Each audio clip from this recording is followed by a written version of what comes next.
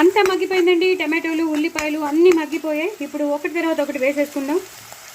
కొంచెం కారం, చాలా కొంచెం, ఎందుకంటే మనం పచ్చిమిరపకాయలు వేసాం కాబట్టి. రుచికి తగినంత ఉప్పు. ఎక్కువ వేసుకోకూడదండి, పన్నీర్ కదా, చాలా ఎక్కువ అయిపోతుంది, చూసుకుని వేసుకోండి. అలాగే నువ్వులు, పల్లీలు, ధనియాలు, మిరియాలు, ఎండుమిరపకాయలు ఇవన్నీ చేసిన పౌడర్, ఎక్కువ జీలకర్ర వేసి ధనియాలు వేసి చేసిన పౌడర్, అలాగే కొంచెం గరం మసాలా, అది కూడా వేసేసాక వెంటనే మీరు పన్నీర్ని వేసేసుకోవాలి.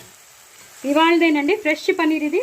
నేను ఫ్రిడ్జ్లో పెట్టి దాచినది కూడా కాదు, ఇవాళే విరిగింది, ఇవాళే చేసేస్తున్నాను అనమాట.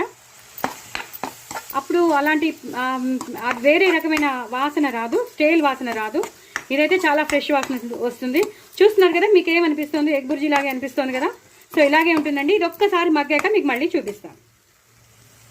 అయిపోయిందండి. లాస్ట్లో మాత్రం కొంచెం టమాటో సాస్ వేసుకుంటే చాలా ట్యాంగీగా, స్వీటీగా ఉంటుంది, చాలా చాలా బాగుంటుంది.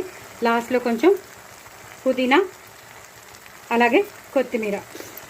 అంతేనండి, అయిపోయింది. చూస్తుంటేనే చాలా టేస్టీగా ఉంటుంది అనిపిస్తుంది కదా, చాలా చాలా టేస్టీగా ఉంటుంది. మీరు చెప్పే వరకు ఎవరికి తెలీదు ఏ ఎగ్ బుర్జీ అనుకుంటారు. దయచేసి నా ఛానల్ని సబ్స్క్రైబ్ చేసుకోండి, సపోర్ట్ చేయండి. చాలా చాలా టేస్టీ అనేది. పాలు విరిగిపోతే మాత్రం పడేసుకోకండి, వేస్ట్ అయిపోయి అనుకోకండి, ఇలా చేసేసుకోండి. చాలా చాలా టేస్టీ అనేది మీ సొంతం అయిపోతుంది. మనకి ఒరిజినల్ ఈ హోమ్ మేడ్ పన్నీర్తో మనం హ్యాపీగా బోల్డ్ అని విటమిన్స్ పొందేయచ్చు. సో డూ ట్రై ఇట్ అండి. ఇప్పుడు పిల్లలకి హాలిడేస్ కాబట్టి తప్పకుండా ట్రై చేయండి. నా ఛానల్ మాత్రం సబ్స్క్రైబ్ చేసుకోవడం అసలు మర్చిపోద్దు. వెరీ వెరీ టేస్టీ పన్నీర్ కూర. బాయ్ అండి.